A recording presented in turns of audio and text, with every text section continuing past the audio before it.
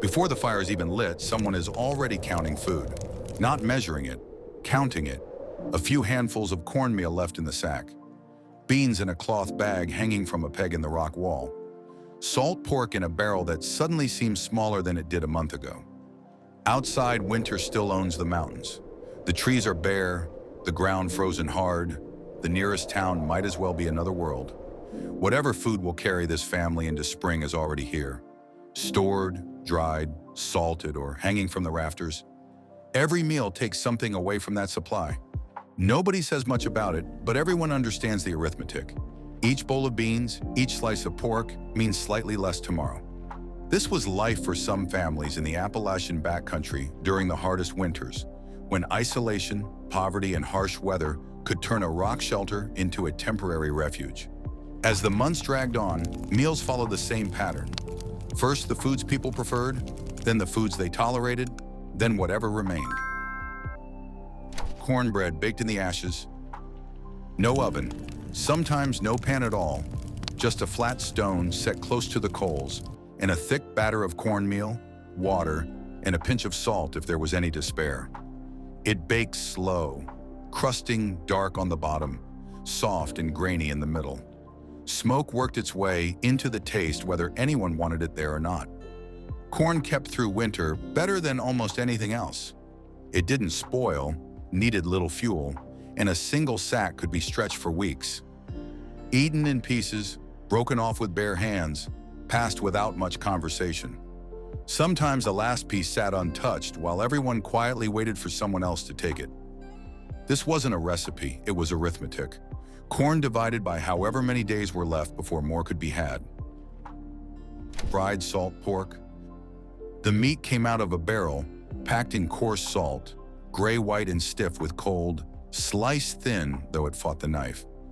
Dropped into a pan, it hissed and curled at the edges, rendering out fat that pooled and spat. That fat mattered as much as the meat. Saved afterward in a tin, used again the next night. Salt pork didn't need a cellar or ice. It sat in its barrel through the coldest months and stayed edible long after fresh meat would have turned. Eaten fast, while still hot enough to feel it going down. Nobody let it sit and cool. Early in winter, salt pork could still make a meal feel substantial. By late winter, even thin slices looked generous. Boiled dried beans. The night before, someone set a pot of beans to soak, wrinkled things that had been hanging in a cloth sack since the fall harvest. By morning, they'd swelled soft enough to cook, then simmered for hours over a low fire. The water going cloudy, a little salt pork fat stirred in if there was any left. Beans were cheap. They lasted without spoiling, and a small handful, cooked long enough, could feed several mouths. Eaten from tin cups close to the fire, blankets pulled around shoulders. The pot was often scraped nearly clean, and on cold nights people lingered over the last spoonfuls simply because they didn't want the warmth to end. Squirrels stewed over the fire. Whatever the traps or the rifle brought in got used whole. Nothing left for later. Not with meat, not in weather like this. The squirrel went into a pot with water, a few wild onions if the ground hadn't frozen too hard to dig them, and whatever else was on hand, cooked down slow until the meat pulled easily from small bones. Small game was what the mountains gave up in winter, when the garden was long dead and traps for anything larger came back empty. The bones were picked clean. By this point in the season, the easy abundance of autumn was long gone. The sacks looked lighter every week, and foods that once felt like side dishes slowly became the entire supper. Sassafras root tea. When the coffee ran out, and it always ran out before spring did, there was root dug from beneath the frost line before the ground hardened, dried, and boiled down into something dark and faintly sweet. It didn't wake anyone up the way coffee might have, but it was hot, and hot mattered, in a shelter where hands never fully warmed up between one task and the next. Sipped slowly, cupped in both palms, more for the warmth than the taste. This wasn't comfort, it was a way of getting through an hour. Cracklings and cornmeal mush.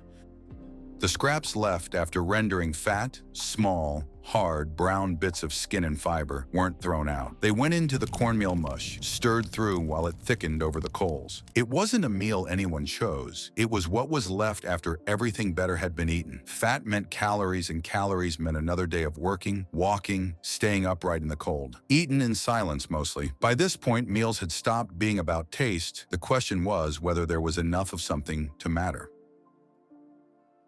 Boiled chestnuts. Back when American chestnuts still filled these mountains, the nuts were gathered in fall and kept through the cold if dried right and watched for rot. Boiled until the shells split and the meat inside went soft. Peeled with cold fingers, eaten one at a time, slow, because there usually weren't very many. Children wanted to eat them faster. Adults knew better. Nuts filled gaps nothing else could. When the beans ran low and the meat ran out, a handful of chestnuts was still something in an empty stomach. Some nights, the difference between sleeping hungry and sleeping only half hungry. Once they were gone, there would be no more until another autumn came around. Boiled hog jowl and turnip greens. If a hog had been butchered before the first hard freeze, the jowl was one of the last cuts to go. Heavy, fatty, needing hours of slow boiling before it gave. The greens, wild or from whatever survived the frost in a hidden patch of garden, went in near the end, wilting down into the fat-streaked water. This wasn't a meal people looked forward to. Heavy, greasy, the greens usually gone bitter with cold. But it filled the stomach longer than most things did, and that mattered more than flavor. Eaten together, spoons passed around rather than washed between turns. By late winter, practicality replaced nearly every other consideration. Saving effort, saving fuel, saving food above all. Ground hog fat rendered for cooking. Nothing about this was pleasant. The fat, cut away and slowly melted down over low heat, gave off a heavy smell that clung to clothing and hair for days. But it was fuel for cooking and other practical purposes. People used what the mountain gave them. Nobody talked about it. It just got done, the way most unpleasant things did. Winter had a way of lowering standards without anyone noticing. Dried persimmons.